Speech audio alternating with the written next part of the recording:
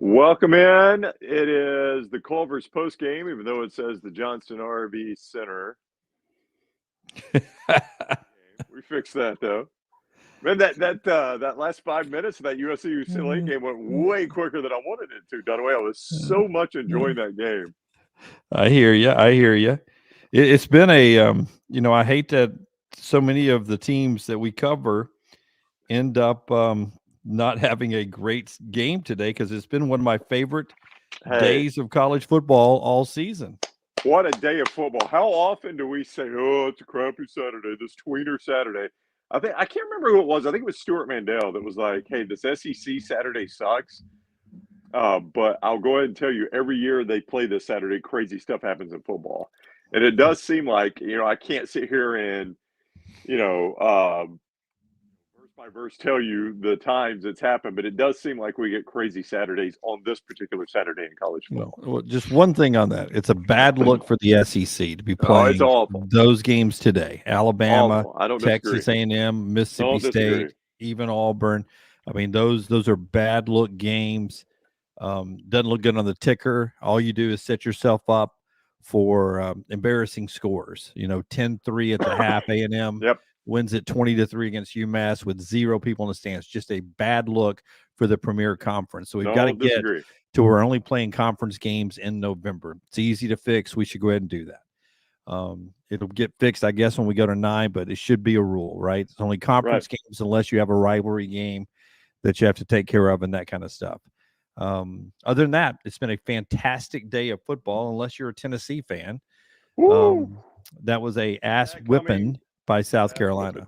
Did you? I mean, you maybe could see an upset coming, right? Maybe if you strained and looked in the future, you could see a upset coming. Could you have seen what happened coming though? No. I mean, I brought it up on the week. I mean, more than twice. I asked you guys. I mean, at South Carolina at night. I mean, any chance? And with their 2 injuries at running back, and then Jaheim Bell? Is that his name? Yep. He's a tight end that is playing running back, and he was fantastic tonight, catching the ball, running physically. He's a Swiss Army knife, and he was just terrific. And the way Spencer Rattler played, you would have never seen that. That's such a different team that lost to Florida. But hats off to South Carolina. They shut down Tennessee. They shut down their offense in the second half too. So it wasn't just South Carolina scoring points. They did a good job of controlling that offense. I mean, when you hold Tennessee to 31 meaningful points and a late touchdown there to make it 38, that is one heck of an effort from South Carolina tonight. And it shakes up the college football playoff globe. It makes TCU feel a lot better today, don't they? Because after what happened earlier today, TCU and a one-loss Michigan, if they ended up losing next week, neither one of them felt good about being in front of Tennessee. This was a great day for Michigan and Ohio State. It almost makes that game a freebie. Now USC, I don't know about that. That win a moment ago for USC was massive. You can't overstate how big that was. Yeah, and we'll see. We'll see if Notre Dame's playing better, or if if that was just a function of Boston College being that bad. A lot of people said Boston College was improving, but Notre Dame ran them out of the stadium today. That's who I bring that up because that's who USC has next. But that's right. That a moment ago, watching USC win that game, Dunaway, they are right in the playoffs if they just win out. Yeah, but if you, that's exactly right. You're bringing up Michigan, Ohio State loser. If TCU doesn't get a one loss in their column, they're in, right? As Big 12 champions, unbeaten.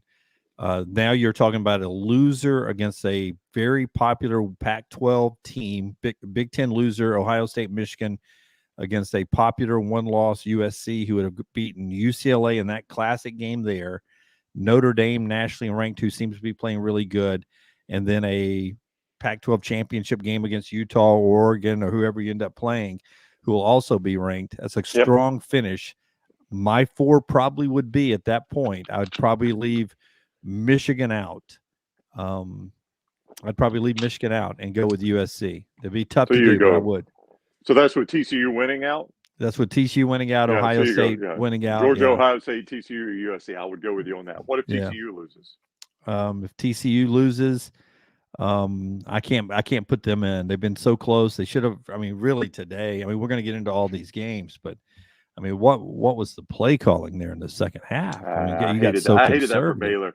Yeah, I hated Yeah, that for Baylor, because I don't, yeah, part of me was thinking, look, with Dave Aranda and Jeff Grimes, their timeouts don't matter. If you don't get this first down, you're going to give them the ball that's in right. a great position to get in field goal range. So don't worry about their timeouts. You try to get a first down and end the game.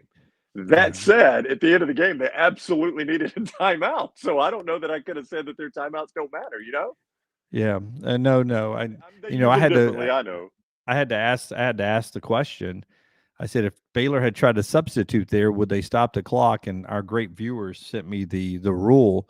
You know, it's amazing how certain plays we have different rules for. And kicking, you don't get a chance to substitute. You have to rush your defense on the field if you want to change your defenders, just like they have to rush their kicking team on. So, with 13 seconds clock ticking, them substituting 11 players or however many they ran on, you don't get the opportunity to substitute. You've got to be ready. You don't stand over the ball in that situation. It's literally in the rule book that way. And I didn't know that because I thought when they ran them on, I was like, boy, if Baylor tries to substitute here, they're gonna have to stand over the ball a little bit. Right, And they but didn't do it's that. yeah, it's the same principle of Dunaway them giving a waiver for the holder being on a knee when he gets the snap, so that you can run a fake that way, right? Yeah. Otherwise, if the holder's having to make an effort to keep his knee off the ground, you're like, oh, they're about to fake this. So I think they've got to take some. They've got to look at some of these rules and say, okay, reasonably, we're going to have this rule worded this way. So, Yeah. yeah, It, that's the rule. I get what you're saying. I mean, otherwise, if you're Baylor, you just substitute right there. The ref stands over the ball, clock runs out, you win. yeah. Like if that had been 12 seconds like it was whenever they started running on new personnel and they weren't going to try a field goal, they were going to try a Hail Mary. There's a chance that they don't get that play off because they would have stood over the ball Yep. for Baylor to substitute. So Yeah. that's it's different how we do the rules differently. But hats off to that guy who came in, he missed an extra point, but Oh, he can do the hurricane drill, run out there, drill yeah. a kick that keeps him in the playoffs. It's gutsy, man. I can't imagine how difficult a fire drill is on a field goal like that to win the game. I mean, you don't have time to do anything but run out on the field and kick it. I mean, you don't have time to think about it. Maybe that's a good thing, right? Maybe because there's a reason kickers react to being iced is been given time to think about it. Maybe it is just running out there, lining up and kicking might be the best thing for you if you're a kicker. I don't know. I've never been a kicker, but they are unique animals, those kickers, and maybe that's the best thing for them. It is, and I know we're bounced through all the games, but Yeah, you yeah, know, yeah. I thought Illinois got conservative there when they had a chance to beat Michigan today. Maryland scared the heck out of Ohio State. Tennessee got beat. I mean, Georgia, I never felt like they were going to lose, but I thought there was a chance for a second that Maryland may get Ohio State. Thought for a second Michigan was going to lose. Yeah. Thought for a second TCU was going to lose. I mean, we could have had the biggest chaotic day since Oh, what was the year? Was it the last 3 weeks of 2007? The year LSU won it LSU as a won it as a two-loss team. two-loss team. Yep, yep. Yeah, Those it, that basically that month of November was just insane.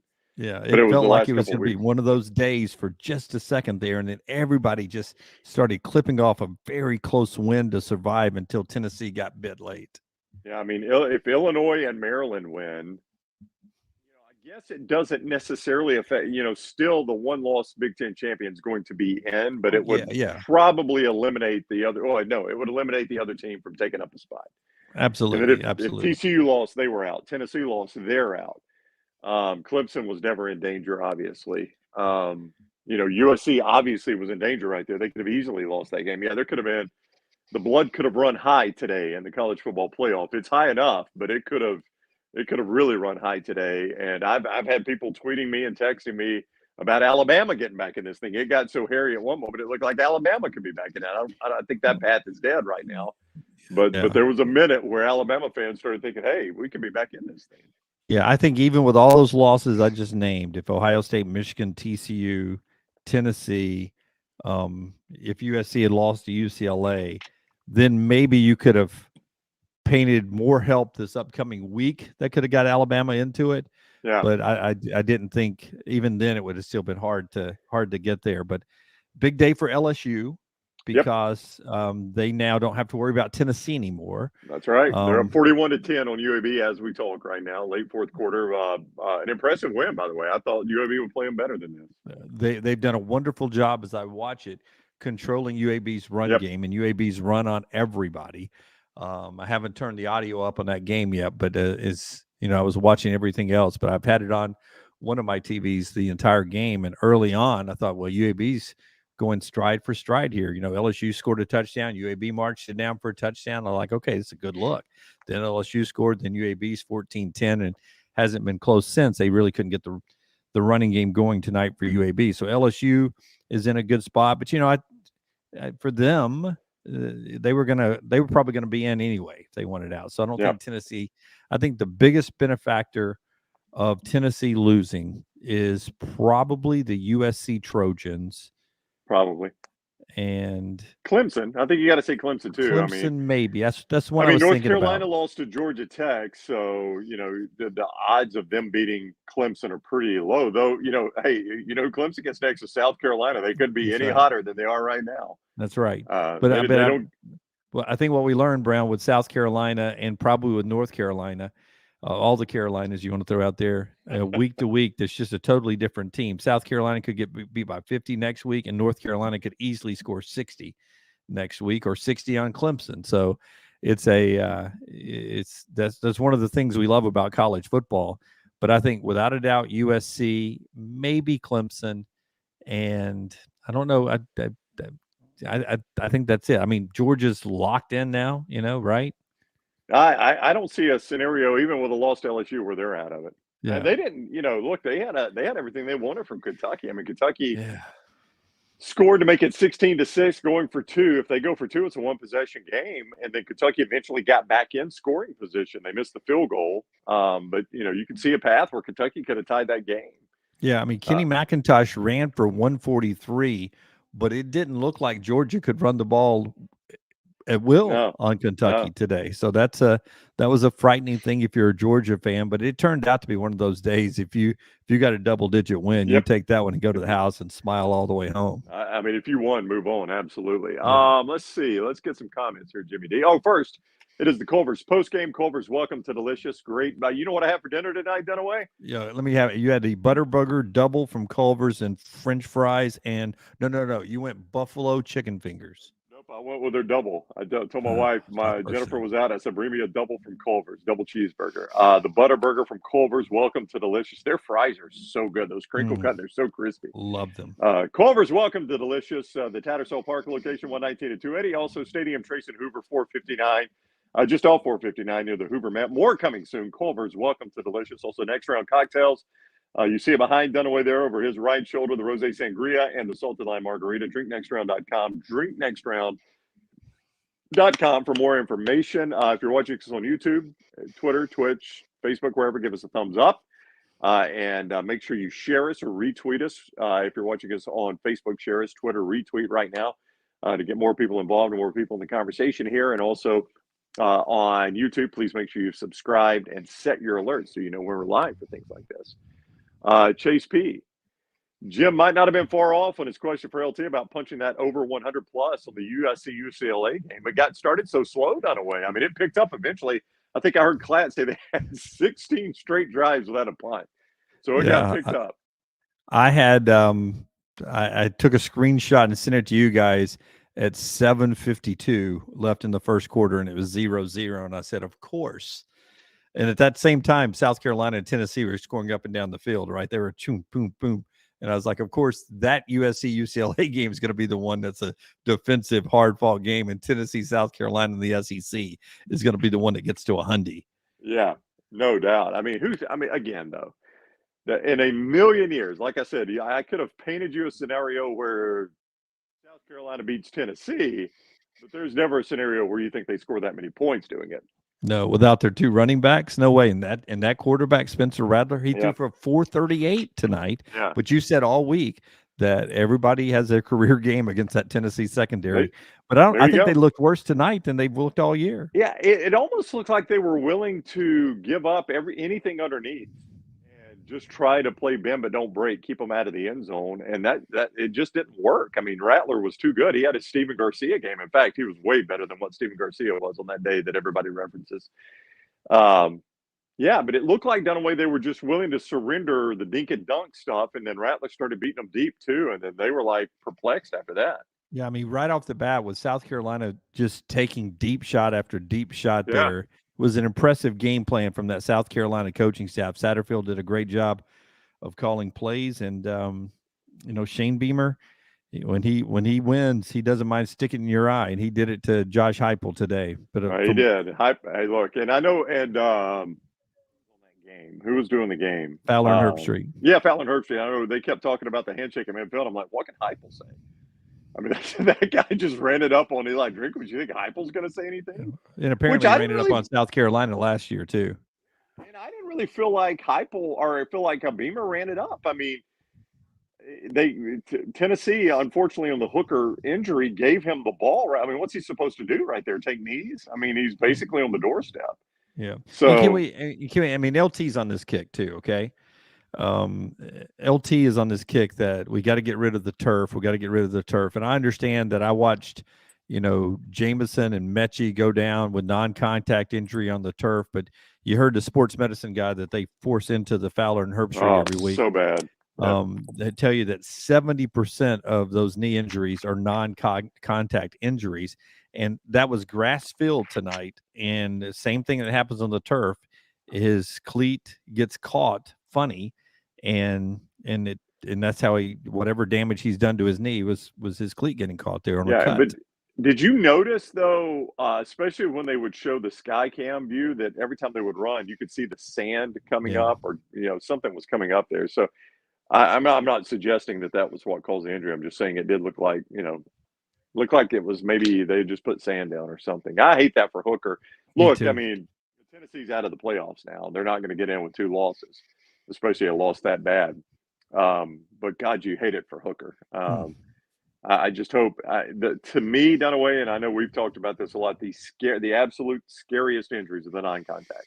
Yep. When you see a guy just running and he crumbles to the ground, I don't have percentages on this, but I feel like 90% of the time it's a serious, almost season-ending injury. Yeah, and Blake Corum wasn't without contact. You just he got hit. Yeah, you hope it looked like his knee went backwards. You hope he is okay too for this game coming up this weekend, because Ohio State Michigan is something we're going to be excited about.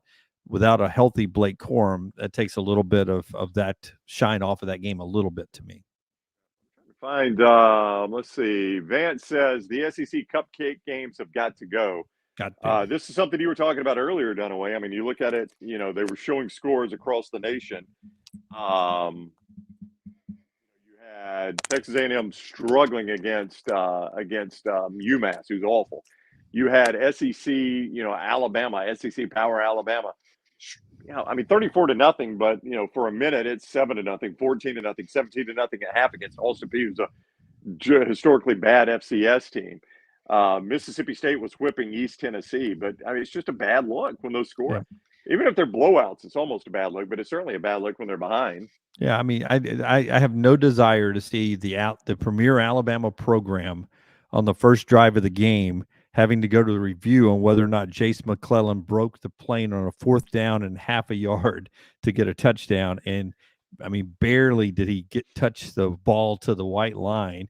And if you're an Austin Peay fan, I could see that you didn't think he got there. So I mean, I have no desire to be begging for a touchdown as an Alabama guy against Austin Peay. I just hate that game. Hate it. I'm just glad today ended up being such a spectacular day of college football to wash the bad taste out of my mouth of what the SEC schedule ends up looking like for a lot of teams on this day.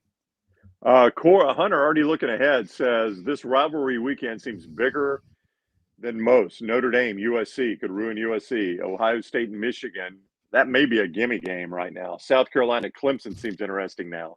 Arkansas, LSU, etc. I mean, can I call timeout? You keep going back to Ohio State, Michigan could be a gimme game, and every time you say that, we paint a scenario where it's not a gimme game.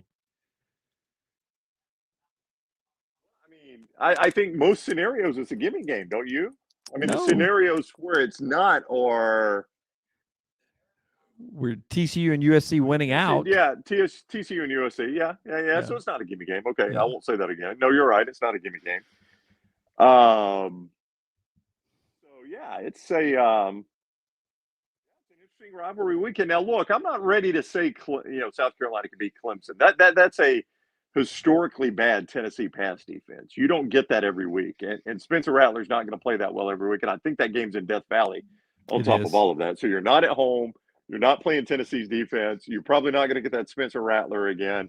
You're probably not going to get that defensive performance again, even though Tennessee scored a bunch of points. I thought that was a really good defensive performance by Oh, Clemson. yeah, but So, on the flip side of that, if I'm a South Carolina fan, I'm going to tell you, Clemson's receivers don't look anything like the guys in these orange helmets looked. And by the way, their quarterback isn't as good as the quarterback we just faced. Their running backs are as good, but that's about it. So, if I just don't think South Carolina can match that performance back to back weekends. But Clemson's laid some duds this year.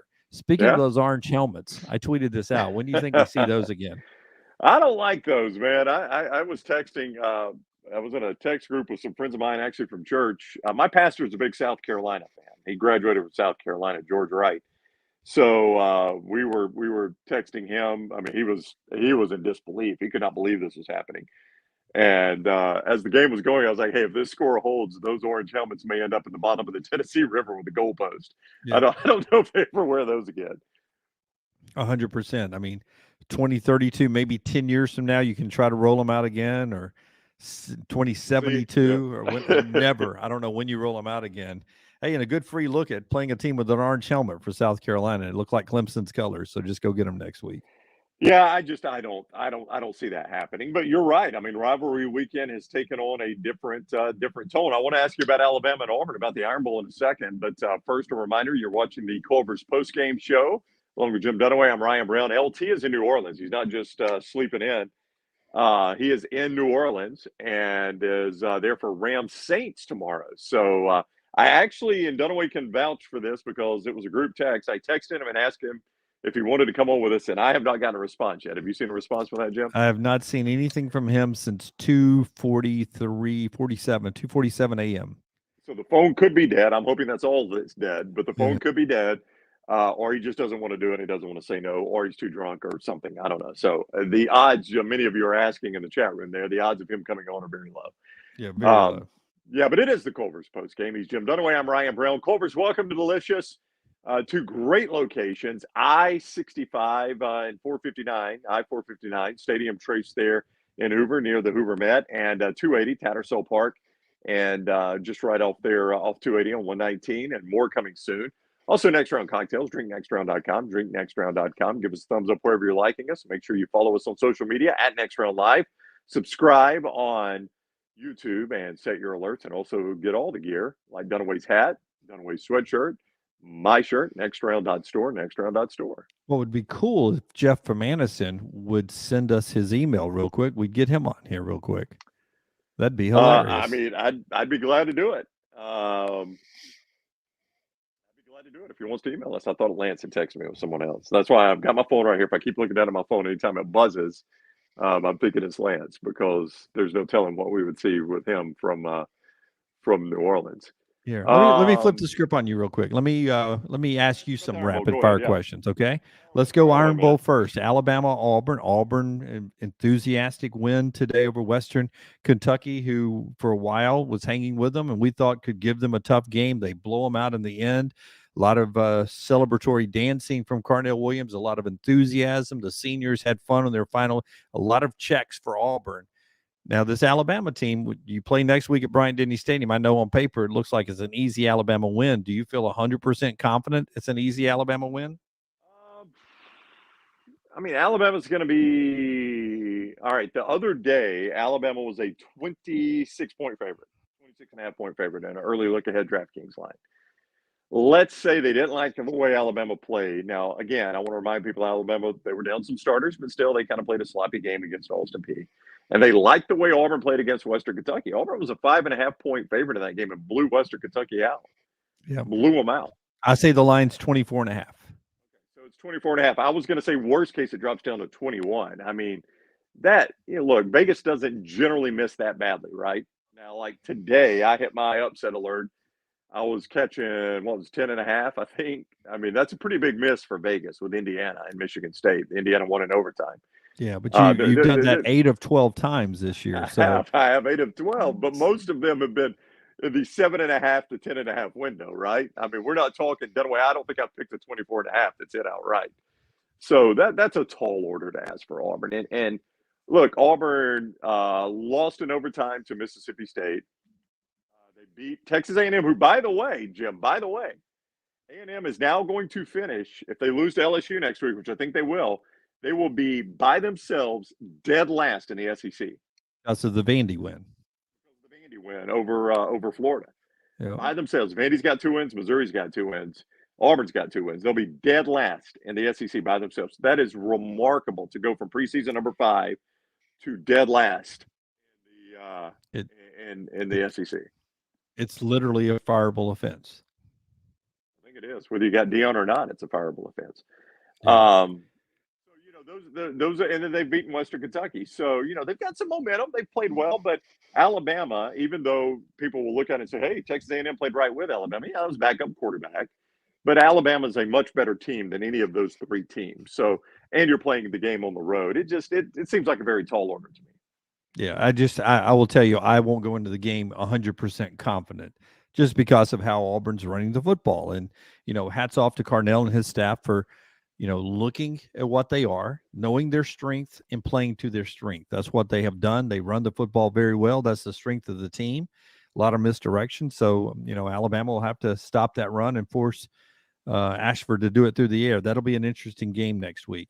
But today, were you surprised that TCU got into that situation against Baylor? Yep. What do you mean got into this? Got into the situation to win the game, or had to do what they did to win the game? Got down, stayed down as long as they did, and had to do what they did to win the game. A little bit. Their offense, Texas slowed their offense down considerably. Texas just couldn't score any points.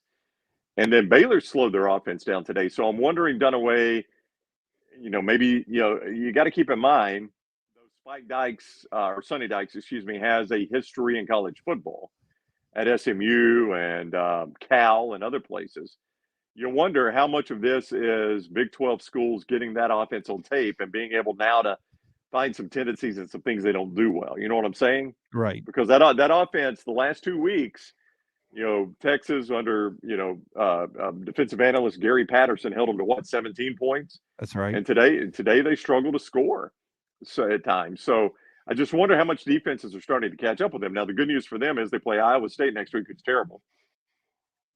And they play, I guess, Kansas State. They locked it in today, right? Well, Texas didn't lose. So Kansas State, in all likelihood, in the championship game. Yeah, Kansas State just has to beat Kansas next week, and they get in. So, I think, I guess I'm a little surprised, but it does look like teams are starting to catch up with that offense a little bit with Max Duggan and that offense. It's not quite as, they were up and down the field, not quite as up and down the field. Ohio State's running backs are so hurt that Dallin Hayden had 143 yards today, I think, against Maryland. That Maryland team was gutsy. Talia playing through that injured knee, hurt it again late. They scored 43. One of them was a late defensive touchdown. There's still something about that Ohio State offense that doesn't look good week in and week out. What is it? How can they score 36 and still look like something's wrong?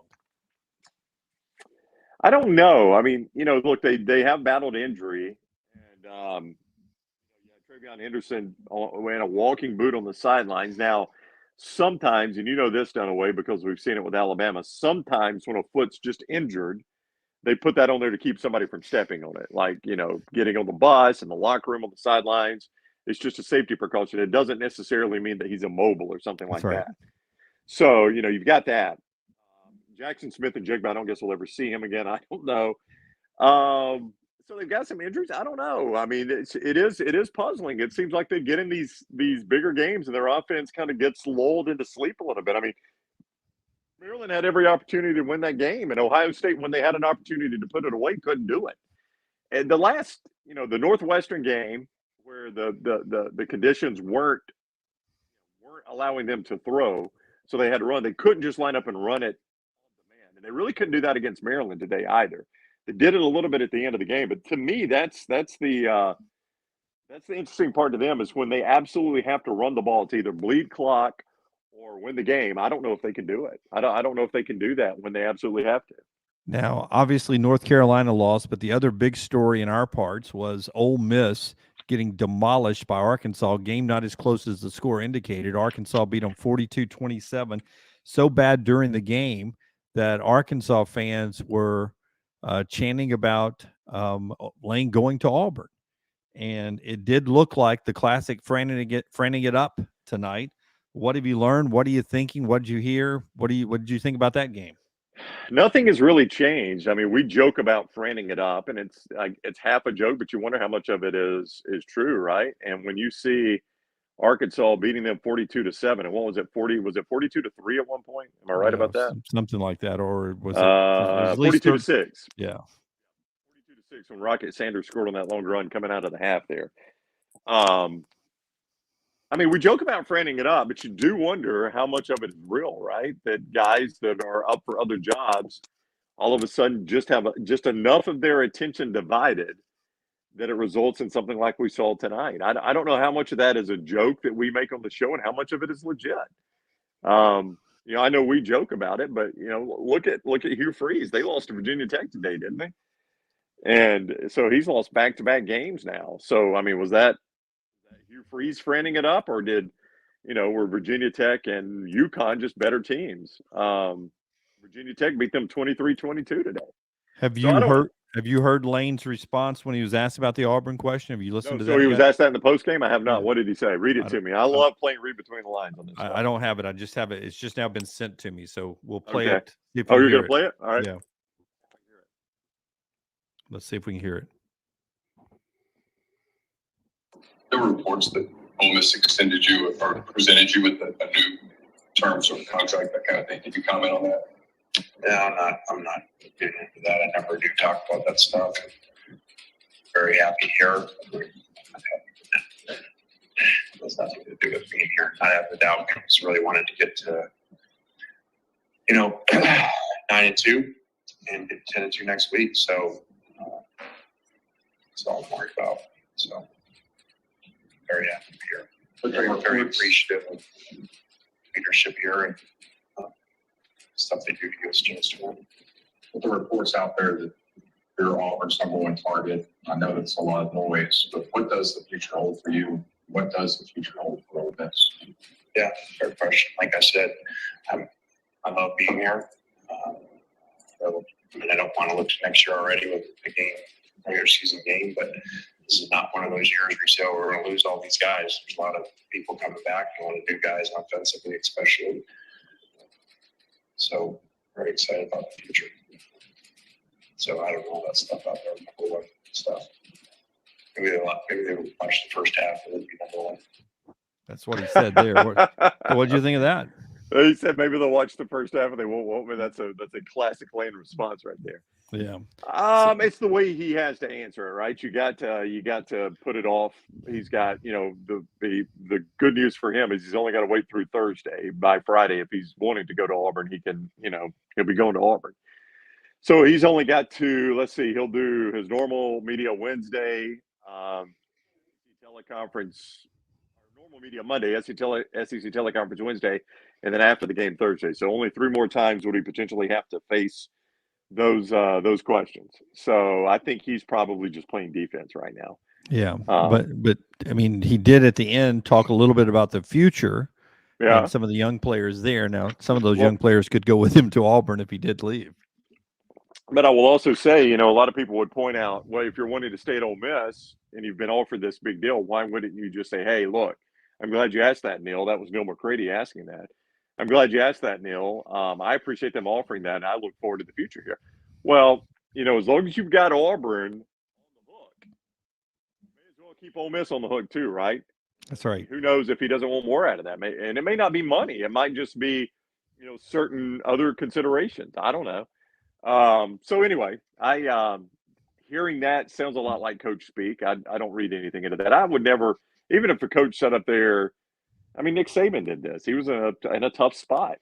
But if Lane Kiffin sat up there and said, guys, I am not going to Auburn, quit asking me about it, I wouldn't believe that means he's not going to Auburn until somebody says, hey, Lane Kiffin has signed a contract extension at Ole Miss. 100%. And I agree with you on that. But I guess if you were an Auburn fan tonight, you're watching that game and you think to yourself, I mean, you want this guy obviously, but that is a part of the Lane Kiffin experience is that he does throw those duds out there occasionally with that offense. And I was just amazed at how Arkansas could take them away offensively in the first half, how they really had an answer. And I think Arkansas's defense is pretty good, but their secondary hadn't been that good. Their front seven was, and they really controlled that Arkansas run game, which is how Lane gets it going. I was a little surprised. LT told us Arkansas was going to win the game. But that wasn't going to surprise me. That it looked the way it looked tonight, that really surprised me.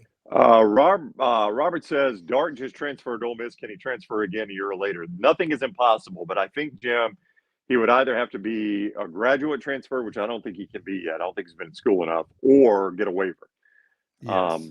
And guys have gotten waivers for a lot of crazy reasons, so he could potentially get a waiver. I mean, Auburn is not very good at quarterback. Ashford is doing what he can. They were in a situation today where they didn't have to throw any. So that's where Ashford can actually win some games for you if you don't have to throw. Dart is an upgrade. Let me ask you this. Robbie Ashford a better quarterback than Blake Sims when Lane Kiffin took him over? Blake Sims is a better passer. Who was? Look, Sims? Was a better passer than Ashford. Ashford's a better runner. Was he a better passer before Lane Kiffin took over? That's all I'm asking. Could Lane I would say yes, but I don't know because we didn't see him until Lane took over. You know what I'm saying? So Robbie Ashford with Lane Kiffin could be an interesting dynamic. That's all I'm saying. Lane's pretty good at calling ball plays and getting you in a pretty good situation. Bobby goes on to say 703 total yards, 463 on the ground. Give me that dud any day. That is a lot of yards to gain in a loss, isn't it? It wasn't a close loss either. You were down 42-6. Yeah. And you had 703 yards, 463 on the ground. That's hard to do. Yeah, but how much of that was basically garbage yards, right? I mean, well, when you're down 42-6, everything's garbage yards. Right. The whole second half is garbage yards. That's right. That's pretty crazy. That's pretty crazy.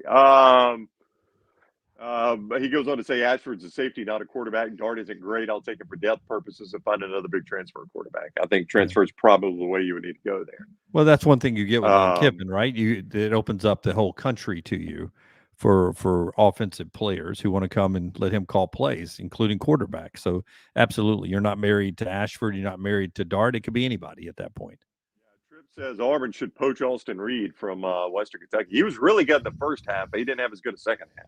Yeah. But boy, that first half, he was really good. Really strong arm. But so does Joe Milton, and Joe Milton was airmailing everything tonight for Tennessee.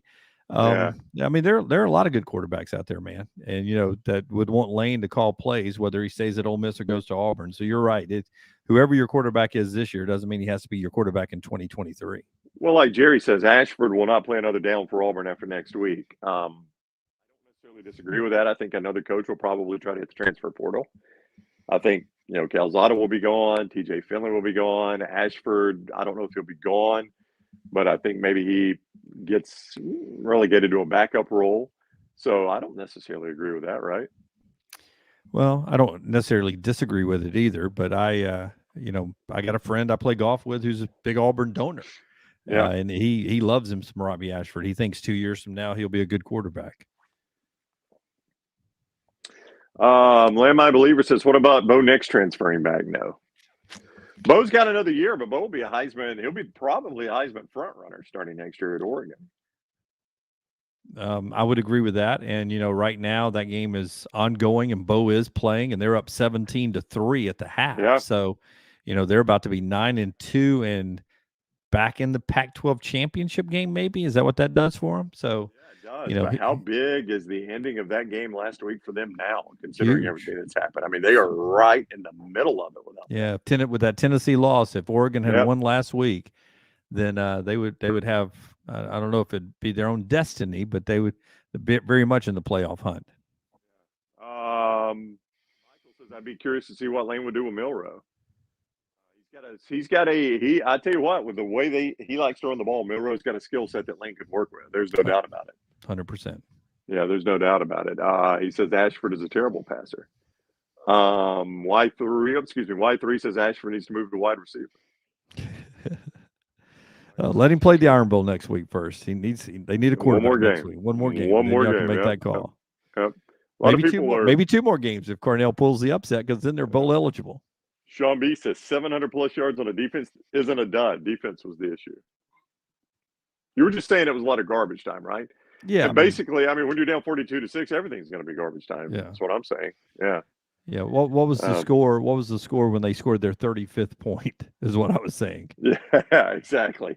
What'd you think about Alabama? You watched more of that game than me because you were texting me about it. I didn't watch a ton of it. It was I just don't know what you expect out of that game. What do you expect out of that game? Well, I expect what Mississippi State did to East Tennessee State.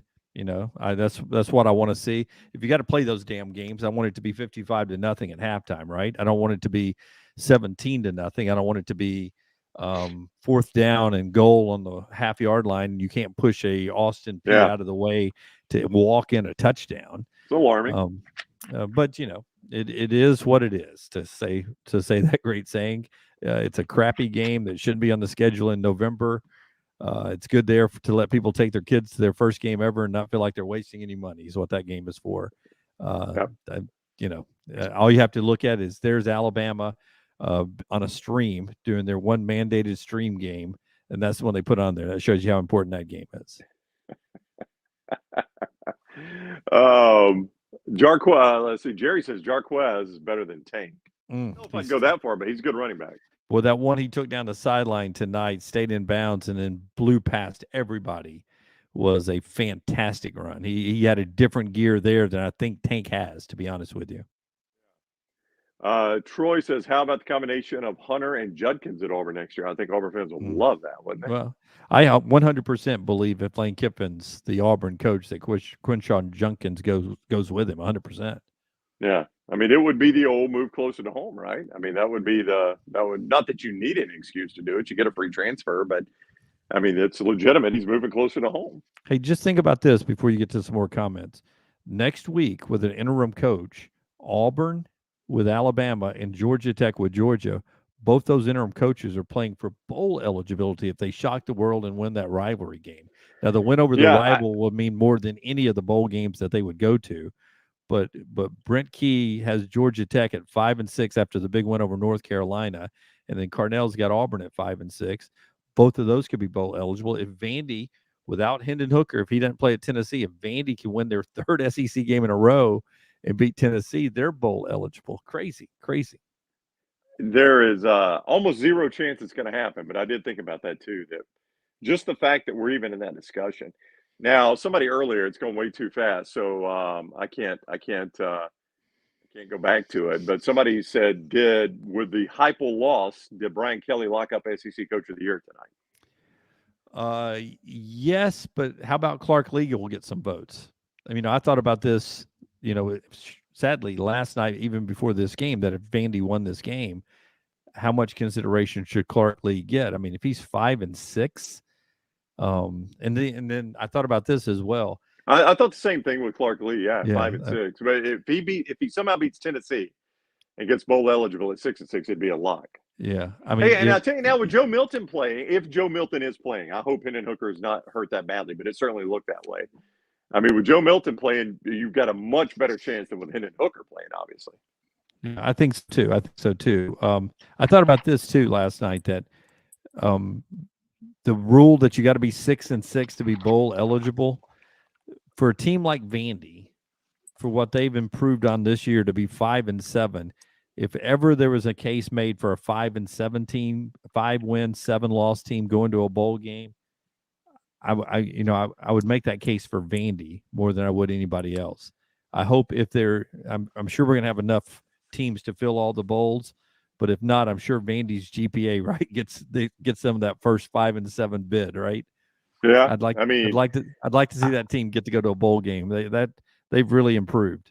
I've never understood why there's a cutoff. If the bowl wants to invite Vandy, they should be able to invite Vandy, right? I think that's my point. The bowl's right? a business. Yeah, the bowl's a business. Right. Why are they not able to invite who they want to invite? That's right. If the Liberty Bowl in Memphis says, I would rather have 5-7 Vandy out of the SEC, with their fans so excited that they got to 5 wins and won a couple of SEC games, then I would have whatever team I've got slotted coming to my game. Michael, can Drake May play in a bowl game for Bama? Because I imagine Bryce is done after the Iron Bowl. Boy, everybody thinks Drake May is not everybody. A lot of people think Drake May is transferring to Alabama. And I don't know that Bryce shuts it down after the Iron Bowl. I think Alabama, with an Iron Bowl win, will lock in a New Year's Six bowl game. It depends on what LSU does. So for those that don't know, Dunaway, the highest ranked non-playoff team, and now Tennessee's in this mix too, the highest ranked non-playoff team goes to the Sugar. The next one would be Cotton or Orange. So Alabama's looking at the Cotton or Orange Bowl. I don't know that it's a slam dunk. He doesn't play in that game. It's not a slam dunk, but I would ask you this: if his last name was Bryce Brown and he was your son, what would you advise him to do? I'd probably advise him to sit out. I mean, that Matt Corral injury is still fresh on my mind.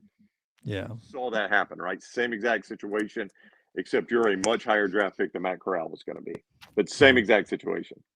Yeah, I mean, I wouldn't want my son to for a game that only means something to the players themselves and the fans, but no playoffs. I would never let him. I would never tell my kid, or would never want anybody to sit out a playoff game. But in these other games, in that situation, especially with his stature, just one more game to try to pick him apart. Yeah, I'm okay with Bryce not playing. I tell him, look, and I think Alabama fans, there will be some that would get upset with that, right? But I think if you're an Alabama fan, you look at it and say, this kid has absolutely carried our team. Yeah. Without him, we're probably playing in the Liberty Bowl. Could have shut it down when he hurt the shoulder, right? Could have shut it down then. You're absolutely right. You mean after the Arkansas game? Yeah, when he hurt that shoulder. He could have slow played that. He missed one game. He was back for Tennessee and probably had, in my opinion, the best performance of an Alabama quarterback in Alabama football history against Tennessee. Yeah, throwing through pain. And, I mean, just look at what Smith and Jigba has done this year. Right. And I don't know how injured he is and all that, but what has he done for Ohio State this year? Very little. Just go back through other teams. So, I mean, we all want everybody to go play for the Script A or the interlocking A and U and all of that. But at some point when it's the bowl game and we're not playing for a championship, I'm okay looking at the guys who are going to be back in 2023, right? I'm okay looking at the other two quarterbacks at Alabama, looking at some other linebackers who maybe get some valuable game experience before they have to do it for real next year. Yeah. A lot of people are saying Orange Bowl for Bama. They've seen them in the Orange Bowl against Clemson. Keep in mind, a lot of those were done with Tennessee maybe being in the playoffs projection. Now Tennessee's going to drop out of the playoffs, but Tennessee will stay ranked in front of Alabama because they're both two-loss teams and they beat Alabama head-to-head. Then you've got the whole wild card of LSU. What do they do against Georgia? If they beat Georgia, they're in the playoffs. If they don't beat Georgia, they fall below Tennessee, who they lost to. Probably Alabama, who they beat, but they've got 3 losses. Who knows? So it's kind of hard to say where any of these teams are going. But the highest ranked one not in the playoffs goes to the Sugar Bowl. But I don't think that would be Alabama because if Tennessee beats Vandy, Jim, I don't see a way they would finish ranked. Alabama would finish ranked in front of them. Do you? I don't. But it's not the highest ranked team after that to the Orange or Cotton, right? It's a choice by the Orange and Cotton at that point, right? Right. I think they start to choose, and I don't know that Alabama is that attractive. Just because you've got to think a lot of Alabama fans are going to take a beat and say, "Look, man, I've been going to college football playoffs for a decade now. I need to save a little money here. I'm not going to go to the Cotton Bowl, the Orange Bowl, or whatever." They'll still sell some tickets, but I think an LSU fan base, for instance, or a Tennessee fan base would be far more energetic about that. Yeah, I don't disagree with you. It's I don't know. It's just not like it was when we were kids. And with that college football playoff and the amount of money that's been spent, you very easily could see a poor ticket turnout for Alabama in one of those big bowl games. It's a good TV number now when Alabama's playing, right? So that's going to help your TV number because a lot of people will tune in and cheer against Alabama, and a lot of people tune in to cheer for Alabama. So you get a great TV number for your bowl game. But other than that, I think you would take the up and coming team as opposed to the one that's disappointed being in your bowl game. Yeah. Clay says, if a school pays for your education, feeds you, the reason you're well off, you owe them. People underestimate the dollars people pay to watch them play. This is from a former college football player. Yeah, you do owe him. You do owe him, and he came back on the field and played through. Could have easily ended the season, had a corrective surgery, and not played another down after the Arkansas game. So he's given his all every step of the way since then. And once the Iron Bowl's over with, I'm going to say that's signed good. Well, you're all good and good to go. I'm good. Some of this depends on how you approach it. I've always approached the bowl games as exhibition games. I think they're fun. I like watching them. I think they matter to the two fan bases and people gambling on them. Anything outside of the college football playoffs, I view as an exhibition anyway. So it's never really bothered me. When Christian McCaffrey first did it in the Sun Bowl, it didn't really bother me. And players have done it since then, and it's never really bothered me. That's just the way I look at it. And I'm not saying I'm right and Clay's wrong or you're wrong, Dunaway, but I just view them as exhibition games. They're fun travel exhibition games. And I get the argument where people say, like, hey, look, those seniors that aren't going to the NFL, they want to go out a winner. And those guys have helped you and you owe it to them. Hey, I totally see that side of it. I don't think that's an invalid argument that the scout team giving Bryce Young good looks at Tennessee's defense was one of the reasons Bryce Young was able to carve up Tennessee's defense. Hey, that's 100% true. And that guy wants to go out a winner. So I see that side of it. Absolutely. But maybe there's a senior in the rotation at linebacker behind Will Anderson that would love to play a little bit more in the Orange Bowl or the Sugar Bowl or the Cotton Bowl. So it can work down that way too. When you're at a program like Alabama and you go to the playoffs, and many times they have in recent years, this bowl game is not going to mean life or death. I'm okay starting to look at the 2023ers. Yeah. I'll say this too. I mean, NFL teams invest a lot of money, more money than a college team invests in a quarterback. And those guys, if their playoff spot is locked, they sit out, and people are paying to go to those games, and they don't get to see Josh Allen play or Tua Tagovailoa play or Tom Brady play, right? That's right. So, and the NFL's tried to eliminate that by the way they've set up the playoffs. But I don't know. I don't know that there is a good answer. I'm not saying that I'm the hard and fast right answer. I'm just telling you how I view it. That's the only way I can talk about it, is how I view it. We'll have plenty of time to talk about that. Oh yeah. Scotty says, "What is Tennessee ranked Tuesday night?" You still got to have them in front of LSU. It's a weird deal because they got blown out. Whoa. You think Tennessee's will be ahead of LSU? I think they should be. They beat them on the field. No. There's no way. 2 losses. They both got 2 losses, and Tennessee beat them head-to-head. Why would you not have them ranked in front of LSU? They will not be. I'll just go ahead and tell you. Why would you not? You tell me why you would rank LSU in front of them.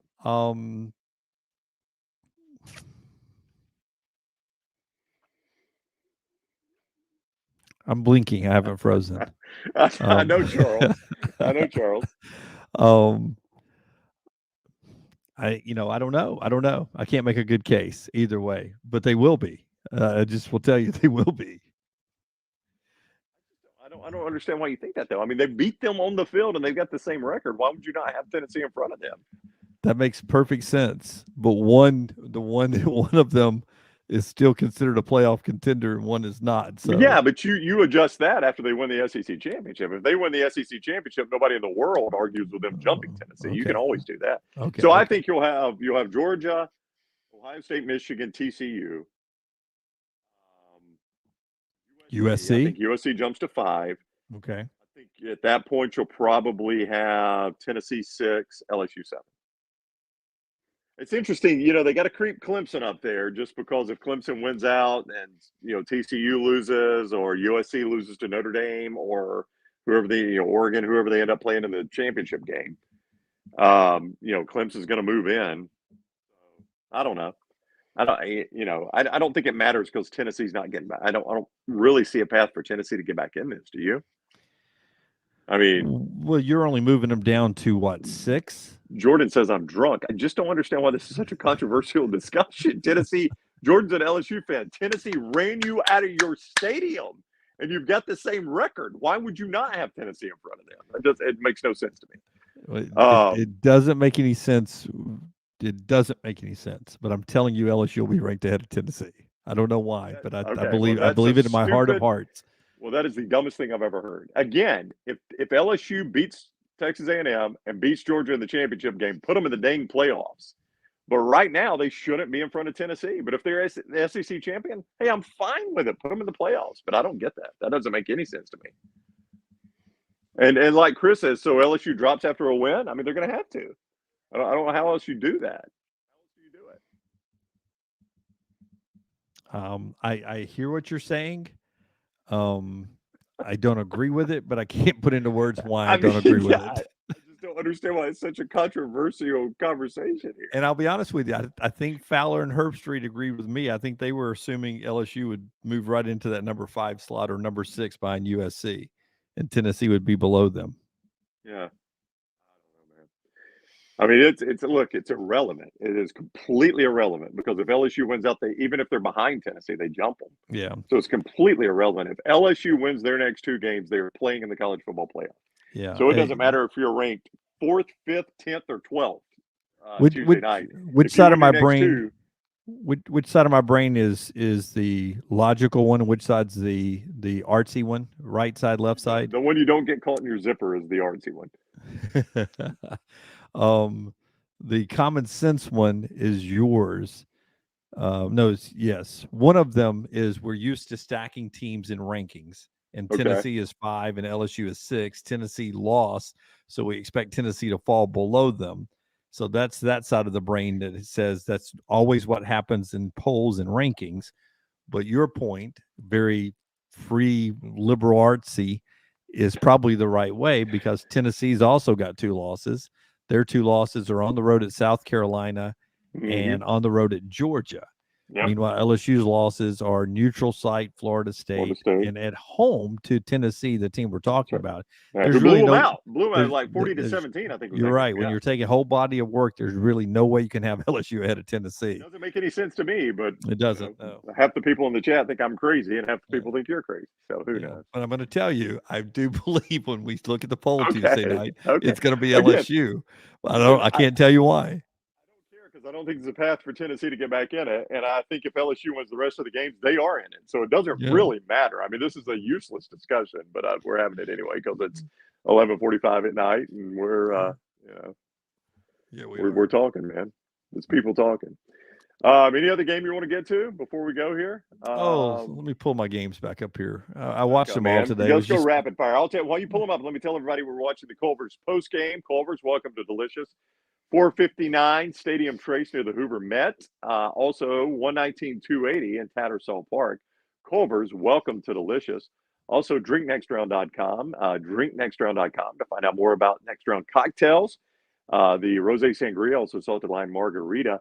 Drinknextround.com. I mentioned Culver's. Don't forget those buffalo chicken tenders. Brand new there at Culver's. We've tried them up in the studio. They are terrific. I had the burger tonight, but I thought about those buffalo chicken tenders. Also, give us a thumbs up wherever you're watching us. YouTube, Twitter, Twitch, Facebook, retweet us, share us on Facebook, subscribe on YouTube if you haven't already, set your alerts so you know when we're live. All right, what you got? Bad loss by Gus, 17-14 Navy beating. Straight out of the chute. So speaking of New Year's 6, UCF was in the New Year's 6. All they got to do is keep winning their games. They got a New Year's 6 bid, and I think they were 3-7 today. Navy beat them. And if I'm not mistaken, do you have the box score? I think Navy threw 4 passes in that game. Yeah, I don't know if you've got the box score, but I think they either threw 4 or completed 4. Navy today, my friend, their passing was 0-1. They threw 1 pass. They threw 1 pass? 1 pass. It was incomplete. They had 0 passing yards. So 0 pass completions and beat Gus. That is an embarrassing loss for Gus Malzahn. But if you're an Auburn fan, you probably have seen that, right? 63 rushes, 248 yards rushing. 0 for 1 passing, 0 yards passing. That's your official stat. In fact, there were only 33 passes in the game, all of them from UCF. Well, that doesn't make a whole lot of sense to me. I watched that game. I wasn't like tracking the stats, but I watched the second half of that game, and it was UCF not doing anything, and it was Navy just bleeding the clock every time they got the football. It was like a 6-minute drive. Oklahoma beat Oklahoma State in Bedlam. Oregon State's got 8 wins. We talked about in the morning show that if you had asked me what Oregon State's record was, I'd have said 5-5. Now they've got 8 wins for the first time since 2012. That's how good of a year they've had. I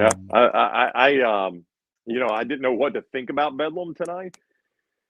Oklahoma's on that series. I've told you that time and time again. I don't care how much better Oak State seems than them. Oklahoma owns that series. It seemed like Oak State's a little bit better team. Oklahoma was up, I think, 28-3 and just kind of shut it down. And Oak State came back. I guess that puts a little salve on the Brent Venables win because you're running out of bedlams. I don't know if that series continues. So maybe that's a little salve to a bad season otherwise under Brent Venables in year one. A bad loss for Hugh Freeze at home to Virginia Tech, who's a bad team, 23-22. So that's bad back-to-back losses for Hugh after they won at Arkansas.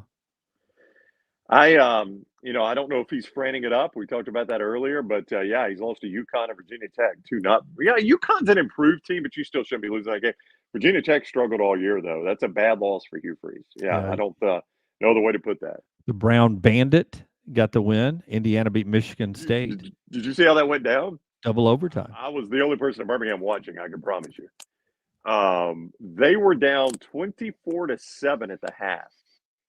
I think 31-14, if I'm not mistaken. Came all the way back. And Michigan State driving down to kick a field goal. And I'm thinking, I'm going to get the cover, but I'm not going to get the outright win. That's going to suck. They snap hook like a 25-yard field goal. Goes to overtime. They missed another field goal in overtime. It's blocked by Indiana. Then Indiana's got a chip shot field goal to win it. They get theirs blocked. So then they go to a second overtime, and that's where Indiana won it. Awful game. Michigan State's got nobody at their games anymore. They're paying a coach $9.5 million. He's got 3 wins. Nobody's at the games. It's gotten so bad at Spartan Stadium, I think that stadium's named. They had to close one of the upper decks today because they didn't have water. Running water in the upper deck, so they just closed the upper deck and moved people elsewhere. That's how bad the crowds are right now for Mel Tucker. You want to talk about a school regretting a contract? Buddy, they are regretting that one right now. Yeah, Iowa beat Minnesota, so they still have a chance for the West, I think. We talked about Auburn earlier. That's about it, man. Boise State got a big win over Wyoming, 20-17. Yep, good game. So that's it, man. We've done it all. We've done it all. Well, we got a lot to talk about this week. Iron Bowl week, all those things. So we got a lot to get to. By the way, Monday night's like game night. We're at Top Golf. Yep. Top Golf on Monday night, 5 to 7. Since we usually do that on Thursday night, we're going to do it on Monday night this week. So come hang out with us. Top Golf, 5 to 7. Barkley joked about coming there before he went to the Eagles concert, so he may be there. He may be there, but I can't promise you that. But 5 to 7 at Top Golf. Come hang out with us. We don't have a show Thursday of Thanksgiving, but we will be live on Friday, Friday before the Iron Bowl. Yeah, so that's all I've got for you. All right, that's it, man. That is it. We appreciate you all joining us. Thank you. We'll see you 9 o'clock Monday morning. Go support Culver's. Get lunch there tomorrow after church or for your NFL games. Culver's, welcome to Delicious. Next Round Cocktails right there behind Dunaway. Rosé Sangria, Salted Lime Margarita, drinknextround.com. That is drinknextround.com. Give this thing a thumbs up no matter when you're watching it, even if it's on demand. Sunday morning, give us a thumbs up on YouTube. Make sure you subscribe and set your alerts. Retweet it for us. Give us a thumbs up there and on Facebook. And we'll see you Monday morning, 9 o'clock. Thanks for joining us on the Culver's post game. Welcome to Delicious.